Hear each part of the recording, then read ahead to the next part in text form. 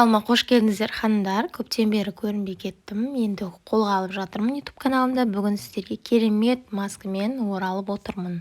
Бетіңізді бірден подтяжка результатын беретін, бетіңізді тартатын, ұсақ әжімдерін тартып, жылтыратып, жұмсартып, ағартып қоятын керемет маскамен бөліскім келіп отыр. Ол үшін бізге айран немесе қаймақ қажет болады, бір шай қасықтай. Сосын бал қажет болады, бір шай қасықтай. Негізі таза бал алуға кеңес беремін. Егер балға аллергияңыз болса, қоспай-ақ қойсаңыздар болады. Және де бізге қажет болады зәйтүн майы, жарты шай қасықтай. Сосын осындай жүзімнің суы қажет болады ханымдар. Бұл маскада бұл өте маңызды, өте керемет омоложение, яғни жасаратын эффект береді.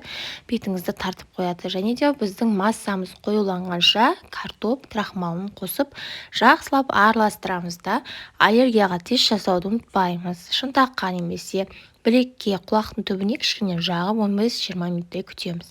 Ешқандай реакция бермесе, демек сізге тура келеді. Және тазартылған бетімізге маскамызды жағамыз. Кепкеннен кейін тағы да екінші слой қылып жақсаңыздар болады. Солай 15-20 минут жатамыз. Бұл масканы жаққаннан кейін жатқан дұрыс.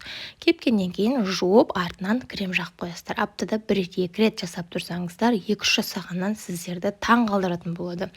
Міндетті түрде жасап көріңіздер, нәтижесімен комментарияда бөлісіп, менің каналыма кіріп келіп қоюды ұмытпаңыздар. Сіздермен болған Фируза Мырзаева.